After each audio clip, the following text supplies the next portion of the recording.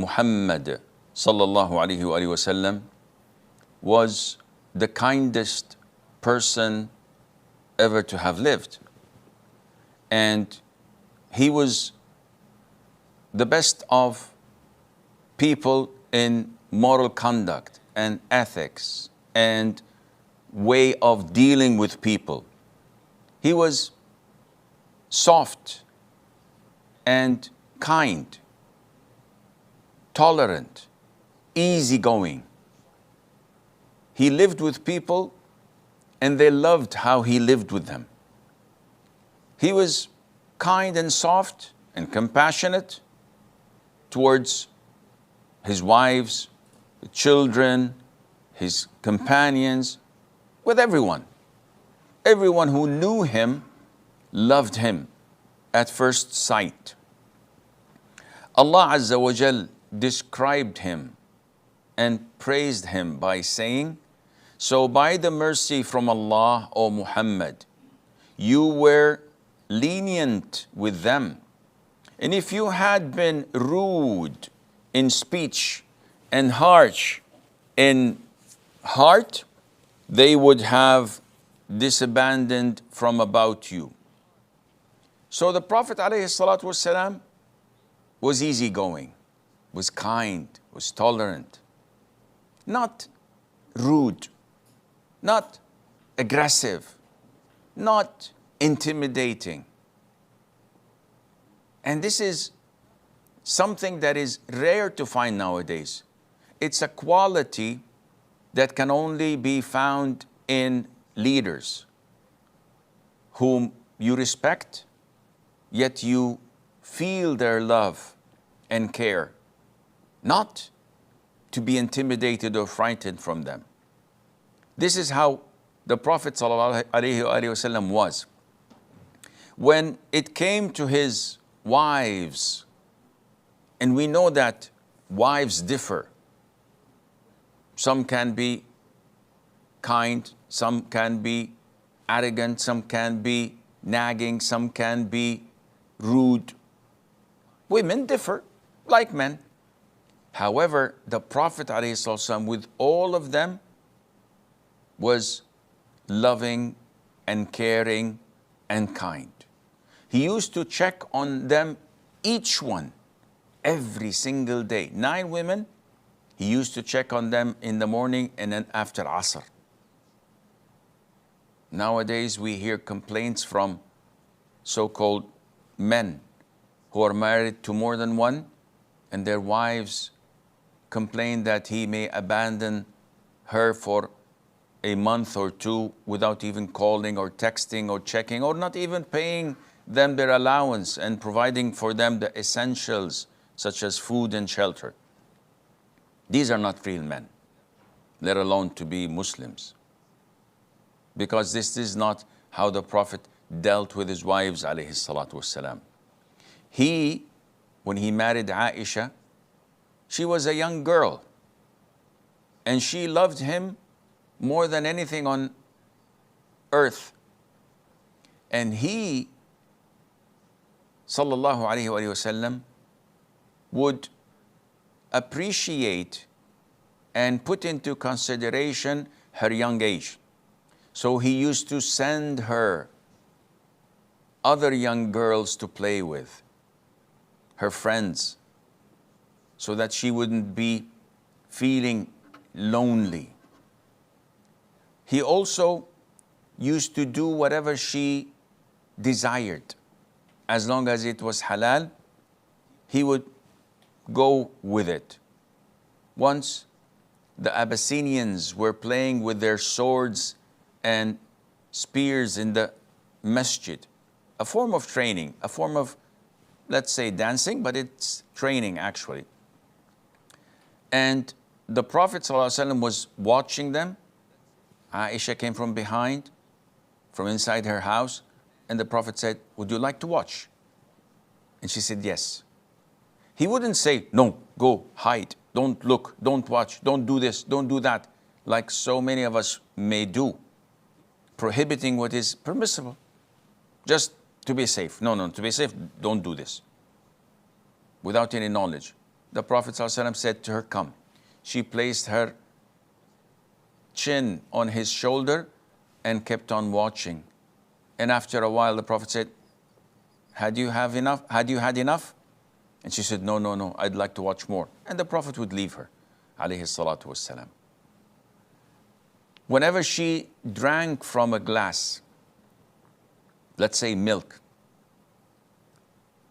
the Prophet would take the glass and search for where she had placed her lips on to drink from and drink from the same spot, just to show her how much love he has for her.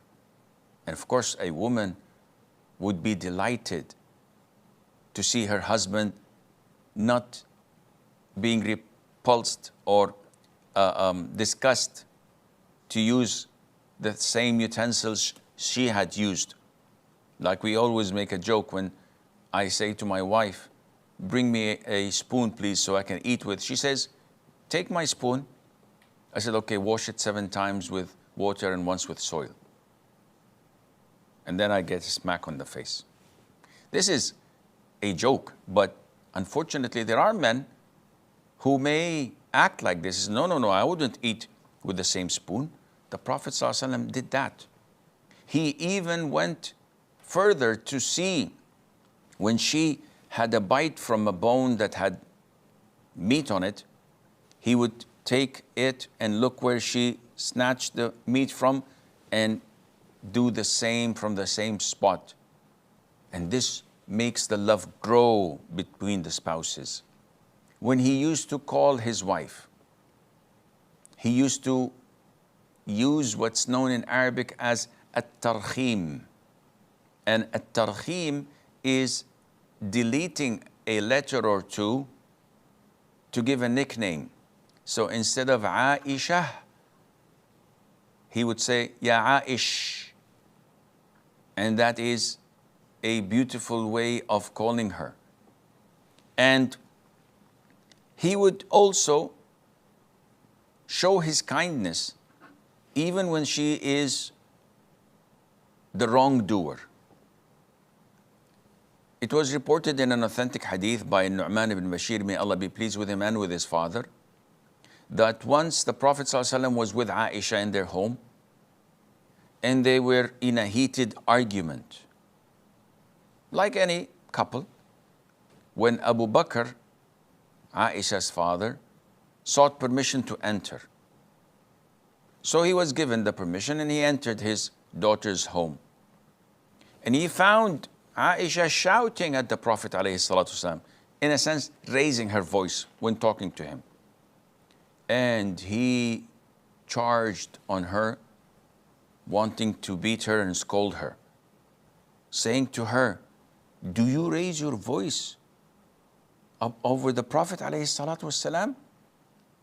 And when the Prophet saw this, of course, if he is the husband and his wife was treating him like this, and it's her father who wants to reprimand her and scold her or beat her up, I didn't do anything. I didn't ask for it. I don't mind. Be my guest. No. The Prophet ﷺ immediately intervened and stood in Abu Bakr's face. And he prevented him, of course, from doing anything because he was in his face, in his way. So Abu Bakr left the house angrily with his daughter. So the Prophet ﷺ went to terrified Aisha and said to her, don't you see? I prevented him from beating you up. Don't you see? I saved you from the man. You should be appreciative. Look how kind I am to you. So he's showing her what he did to her. And a few minutes later, she started laughing with him and the Prophet was laughing with her back and they were happy again. Abu Bakr came to the house again, wanted to see what things are happening there.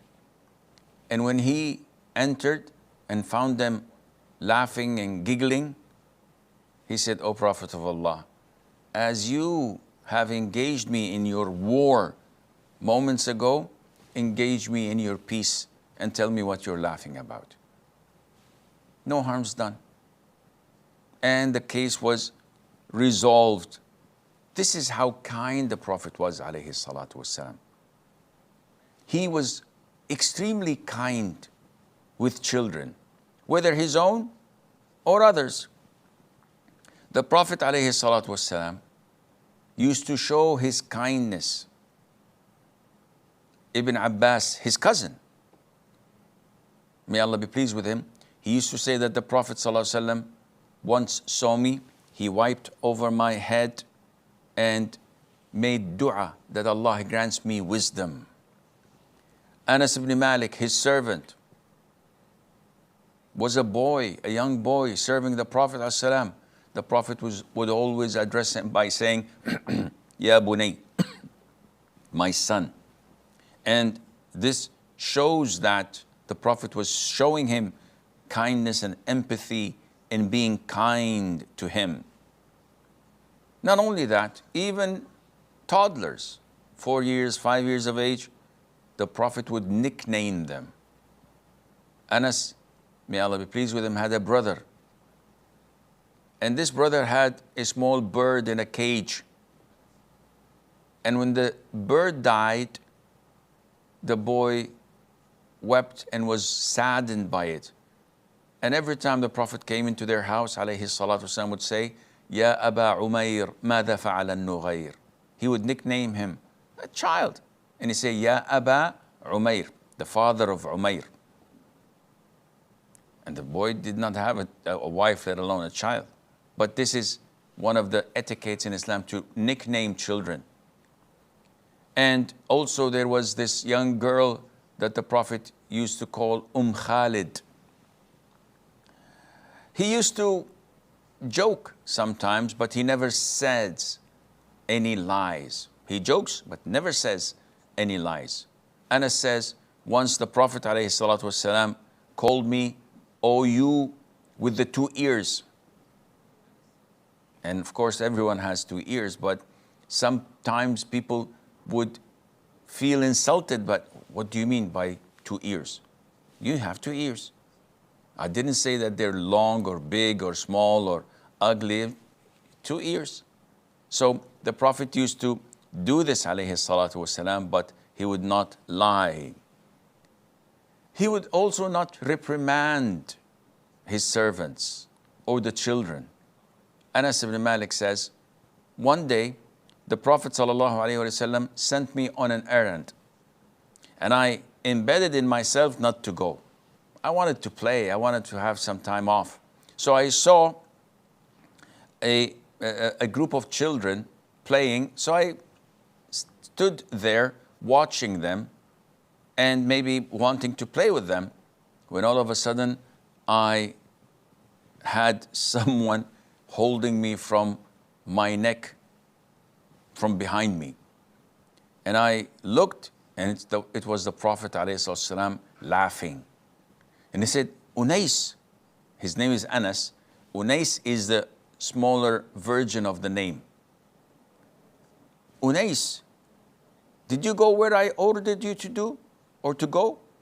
So I said, yes, O Prophet of Allah, I'm going now. And the Prophet ﷺ let him go laughing. No reprimanding, no scolding. Anas says, I served the Prophet ﷺ since I was a young boy for 9 years. And never ever he said to something I had done, why did you do this? Or for something I did not do, wouldn't you have done so and so? He served the Prophet ﷺ for nothing. This was the idea of his smart, wise mother, Sulaym, who brought him to the Prophet ﷺ when he migrated to Medina. And she said, O Prophet of Allah, this young child is Anas. He's a smart young boy. Let him serve you. And the Prophet ﷺ made dua for him. And indeed, that was one of the best steps a mother could ever take for her son. who accompanied the Prophet ﷺ, who memorized his hadith, who was with the Prophet ﷺ wherever he went, who got dua. Tremendous blessing and favors from Allah Azza wa Jal. When the Prophet says, "Oh Allah, prolong his life and give him many children and bless his wealth." Anas said, after the Prophet made these du'as for me, due to the request of my mom, I am the longest of all the companions. I don't know companions left. He lived over 100. And my offspring exceeded, my children and grandchildren and great-grandchildren exceeded 100. And I've buried many of them. And as for my wealth, all farms in Medina produce once a year, mine only produce twice a year.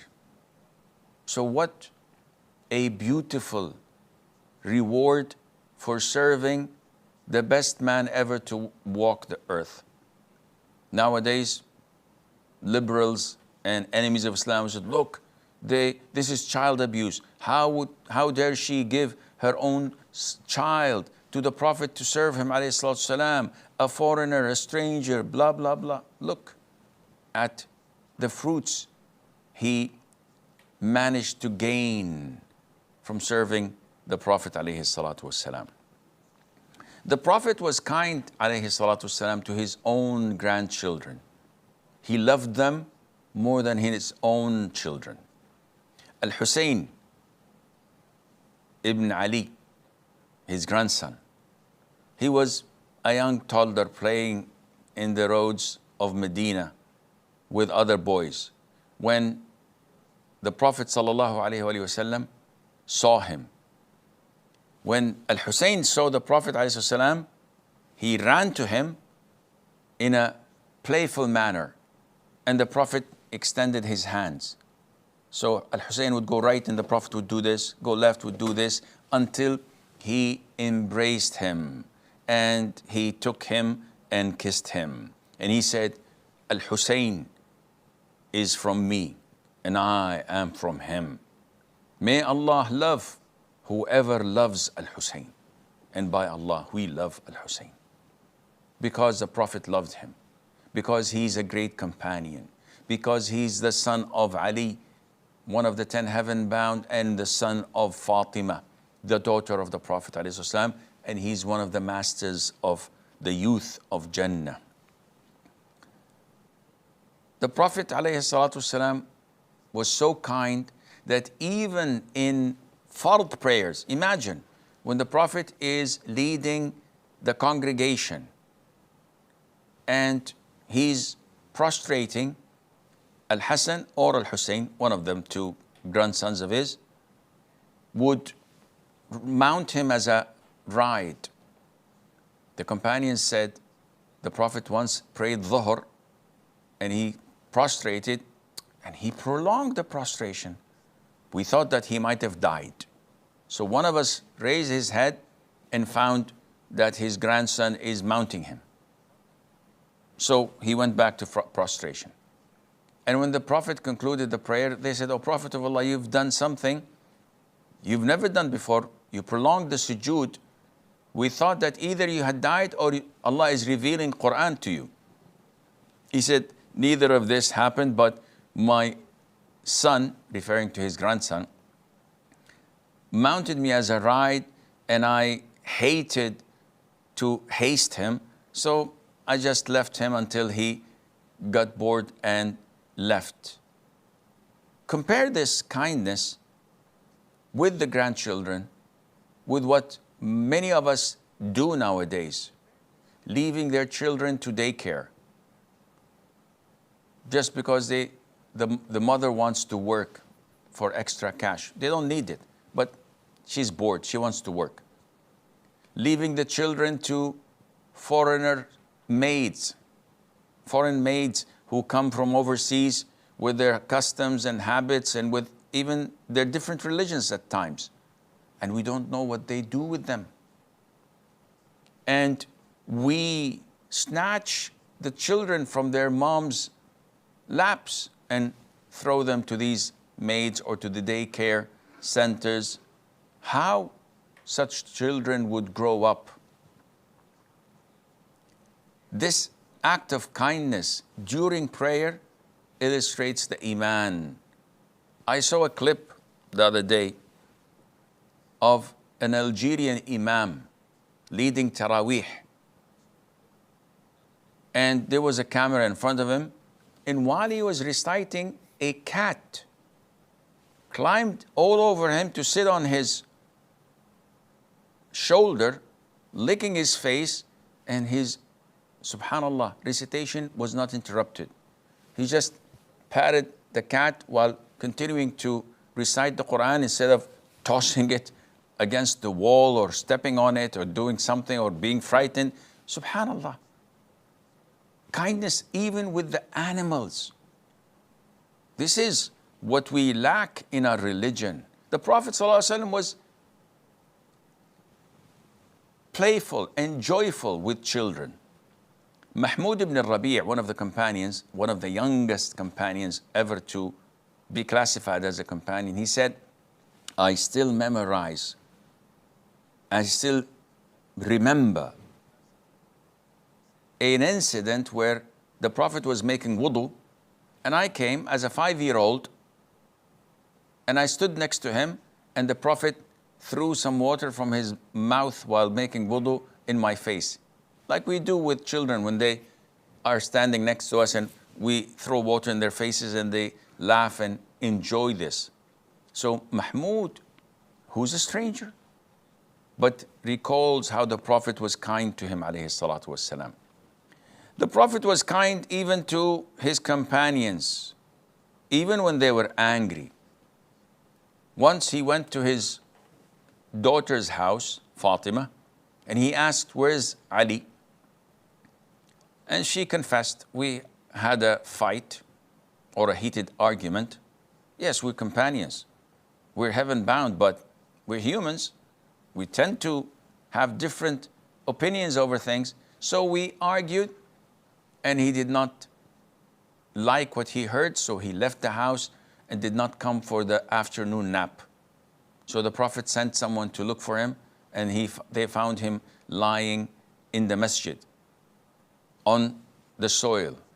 So the Prophet went to him and made him get up, dusting the dust from his shoulder, saying, Qum Aba Turab, rise up, the father of dust. Ali says, by Allah, this nickname is better for me and more beloved to me than Abul Hasan. His eldest is Al Hasan, and usually we nickname a person by the eldest of his sons. So he says, Aba Turab, the father of soil or dust, wallahi is better and more beloved to me than Abul Hasan, because it was said by the Prophet ﷺ. And it shows us that the father-in-law tries to reconcile, is wise, is trying to patch things up, instead of saying to his daughter, he was having a fight with you, leave the house and come to my house. I'll teach him a lesson. Like so many arrogant, ignorant imbeciles do with their daughters. Instead of telling their daughters, be patient, be tolerant. Even if your husband curses me or swears at me or says bad things about me, ignore it as if nothing had happened. Your husband comes first. This is not found anymore, unfortunately, because parents don't have the wisdom, don't have the knowledge in Islam how to teach their daughters that her husband is her priority, even if he was wrongdoing. We can solve things. Nobody's perfect. Similarly, the Prophet said to his companion, Hudayfa ibn al-Yaman, when he sent him to bring him the